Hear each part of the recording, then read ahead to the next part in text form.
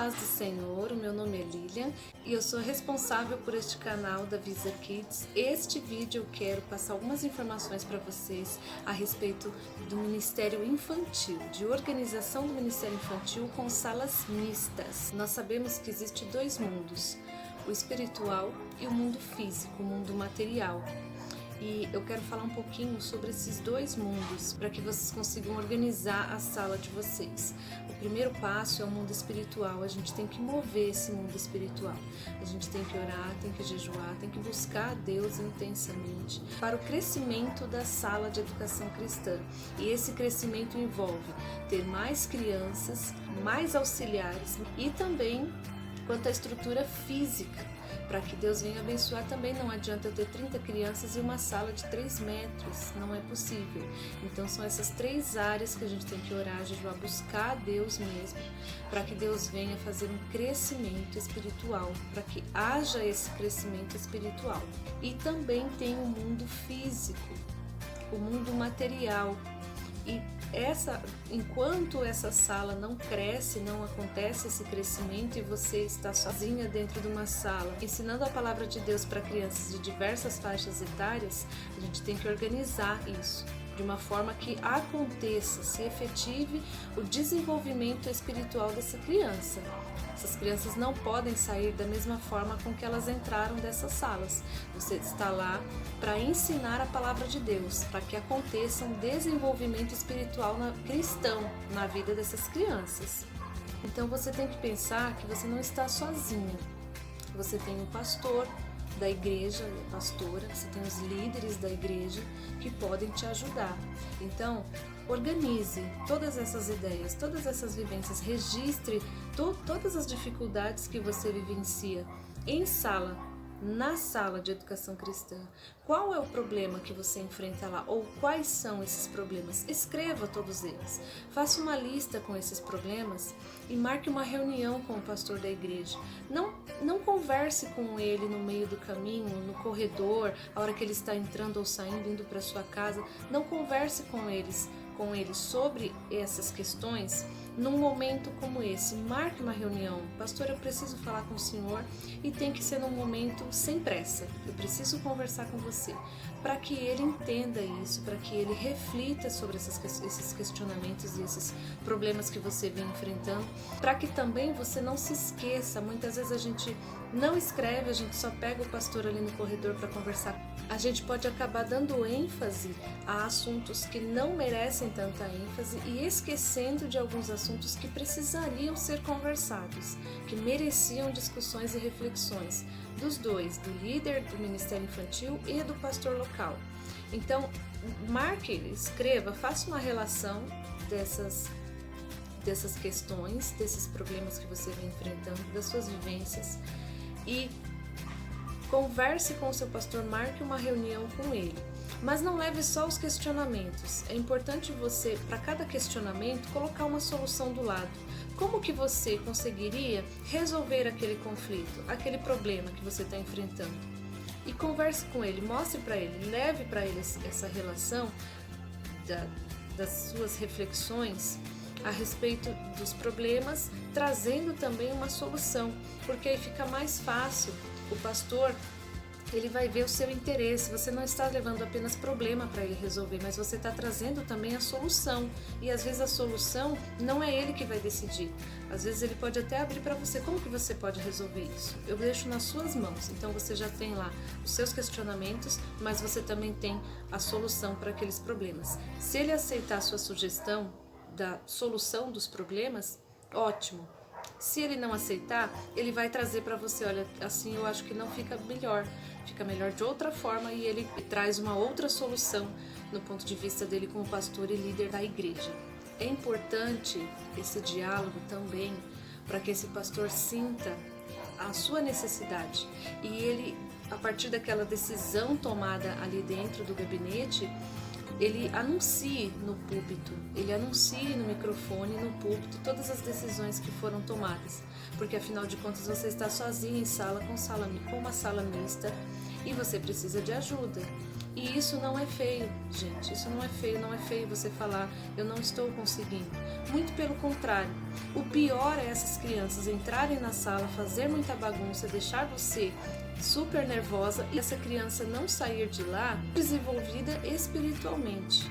Porque a criança vai lá para isso. Muitos adultos, muitas pessoas, até líderes, pastores, acham que ali é só um tempo que a criança tem para ficar, para não atrapalhar o culto na nave da igreja, o culto do pastor, o culto do adulto. Não, essa criança está lá dentro de uma sala para que ela tenha um desenvolvimento espiritual cristão. E a igreja tem que ter consciência do que essa criança faz lá dentro e ela tem que ver a diferença nessa criança, no seu comportamento, no seu desenvolvimento, no seu linguajar e como que eu posso ajudar essa criança no seu desenvolvimento, na sua progressão espiritual, se eu não consigo dar aula, se eu não consigo ministrar aula. Então esse pastor é importante que vocês dialoguem, que vocês reflitam, que encontrem soluções para essas dúvidas, para esses questionamentos, esses problemas, esses conflitos que você vem vivenciando e que ele exponha todas essas soluções no púlpito. E também para que a igreja esteja ciente das decisões que foram tomadas e não te questione no momento em que for deixar o seu filho, sua filha lá na sala com você, na porta da sala. É importante. Uma outra organização também deve ser feita com relação às crianças. Faça uma relação dessas crianças, escreva sobre essas crianças. Quem são? Escreva quem são, quantas são, qual a faixa etária, telefone. Faça uma ficha de matrícula com todos esses dados para que você não se perca no caminho. E pesquise, investigue a respeito do desenvolvimento de cada faixa etária. Isso é importante para você aprender a ensinar. Eu não posso falar com a criança de 2 anos da mesma forma que eu falo com a de 12 e vice-versa. Então eu tenho que organizar tudo isso.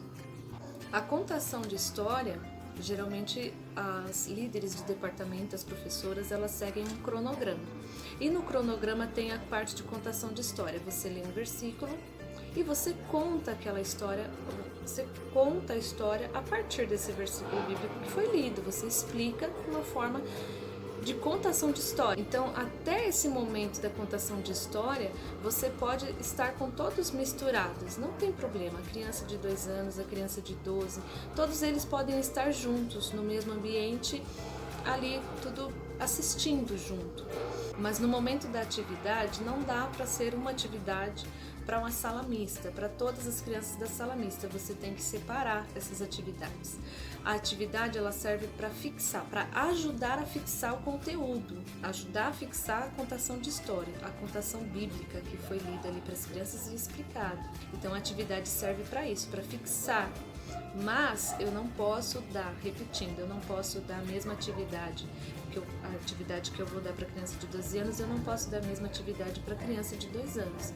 Por isso que eu tenho que investigar, saber mais, me apropriar de como se dá o desenvolvimento, como que se dá a aprendizagem de cada faixa etária para eu poder separar essas crianças dentro daquela sala. Você possui mesas, essas mesinhas de plástico, coloca as mesas conforme a faixa etária. Se você tem 2 crianças, uma de 2 anos, uma de 4 anos, coloca as 2 na mesma mesinha, não tem problema. Não dá para colocar uma de 6 e uma de 12. Organize tudo isso para que você possa dividir essas crianças com mesinhas. Não tem mesinha, mas tem tatame, tem tapete, coloca essas crianças em roda. É importante nessas fichas de matrícula conter o número de telefone.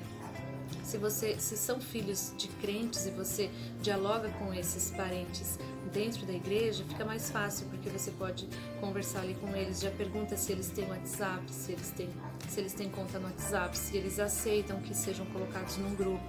Forme um grupo e coloque esses pais, mas não largue esse grupo sozinho. E também não encha de mensagens, porque tanto um quanto o outro atrapalha.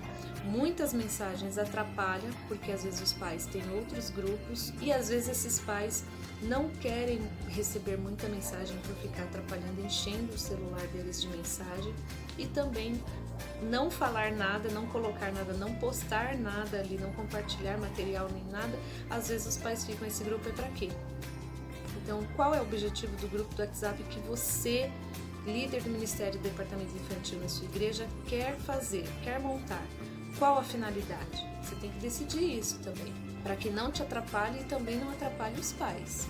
E aí nesses grupos você pode compartilhar fotos das crianças nos momentos de ensaio, nos momentos de interação entre eles. Se tem fotógrafo na igreja, seria interessante esse fotógrafo de vez em quando, né, ir lá na sala e tirar no momento de que eles estão interagindo, conversando sobre a leitura bíblica, até mesmo no momento em que vocês estão explicando a palavra de Deus. É interessante vocês filmarem ou tirarem foto. Peça autorização para esses pais, autorização de imagem das crianças. Faça uma autorização com o emblema da sua igreja, com o nome da sua igreja CNPJ, dá para os pais assinarem, e vocês já têm ali uma garantia também de que vocês podem tirar foto e enviar ao grupo. Vocês podem colocar também o hino que vocês vão estar cantando, ensaiando, e os solistas, mandar o hino para que as crianças vão se familiarizando, escutem durante a semana e ensaiem. Outra informação que vocês podem colocar também é sobre datas comemorativas. Tem muitas datas comemorativas e tem igrejas que comemoram todas, então coloca lá, semana que vem, essa semana, esse domingo, a gente vai de uniforme, todo mundo que tiver camiseta branca, coloca a camiseta branca, coloca uma saia vermelha, um shorts amarelo. Vocês podem colocar essas informações no grupo, para que todos venham caracterizados. E também sobre cantina, como que você arrecada dinheiro, fundo, né? Como que você arrecada dinheiro para o Ministério Infantil? Coloca lá, estamos precisando de massa para pastel, de farinha, estamos precisando de bolo, quem pode contribuir? Para que os pais também já levem um dinheirinho para a igreja, né? Para poder comprar alguma coisa e contribuir com o Ministério Infantil. E voltando um pouco lá no cronograma que eu citei, geralmente as meninas montam um cronograma para poder fazer o culto, né? Essas crianças que vocês têm maiores de 10 a 12 anos, por exemplo, que são geralmente as crianças que dão um pouco mais de trabalho nas salas de educação cristã, o que vocês podem fazer? Coloque essas crianças para ajudar, para contribuir. Como? A criança, quando ela contribui, quando ela ajuda, ela se sente útil. Então é importante você colocar essas crianças maiores para contribuir com vocês. Além de organizar e ajudar vocês, elas vão se sentir mais úteis dentro da casa de Deus. Então, lá nós temos no cronograma, as meninas geralmente colocam recepção e acomodação. Então, quem que recepciona na porta? Você pode colocar uma criança lá para recepcionar essas crianças, para dar a paz do Senhor, e uma outra dentro da sala para poder acomodar. Aonde vai sentar essas crianças? As pequenas na frente, as maiores atrás? Então, coloca uma criança para recepcionar, coloca uma criança para acomodar essas crianças, as crianças que vão chegando. Outra coisa também é a organização da sala. Quem organiza antes das crianças chegarem? E no final, quem que organiza? Coloca também crianças para auxiliar, para organizar o Ministério Infantil, a sala do Ministério Infantil antes do início do culto. E depois também, quem é que faz as orações? Quem que apresenta as crianças novas e leem os nomes e leem os pedidos de oração? Quem que lê a palavra? E quem que recolhe a oferta? Coloca as crianças maiores para ajudar nesse período de oração, de leitura da palavra, de leitura dos nomes dos visitantes, dos pedidos de oração e de recolher oferta também. Coloca essas crianças para contribuir, essas crianças maiores que já conseguem fazer isso. Pegar água, distribuir o lanche. Quem faz esse serviço? Coloca essas crianças maiores também. A última dica que eu dou é sobre a contação de história em si. Como que se dá essa contação de história? Você pode usar as crianças maiores para fazer um teatro. Nisso você pode você pode colocar dentro da sala um cesto e pedir panos, tecidos. Então você pode usar esses tecidos de doação, claro, higienizados, né? Você pode estar utilizando nas crianças para fazer a contação de história. E também algo que é interessante de ter camisas, gravatas e até vestidos de gala, se vocês conseguirem. Por quê? Quando vocês forem colocar uma criança para ler a palavra, coloca uma camisa social, coloca uma gravata, se tiver um terno, ali de doação, também coloca o terno nessa criança. Eles se sentem úteis, eles se sentem importantes na casa de Deus e vai se familiarizando com o ambiente de culto. É uma forma também muito bacana de vocês fixarem o conteúdo nessa criança. Ele não somente está lá assistindo, mas ele está fazendo parte daquela contação de história, ele está vivendo aquilo através daquele personagem que ele está interpretando. Então essas foram as minhas dicas de hoje.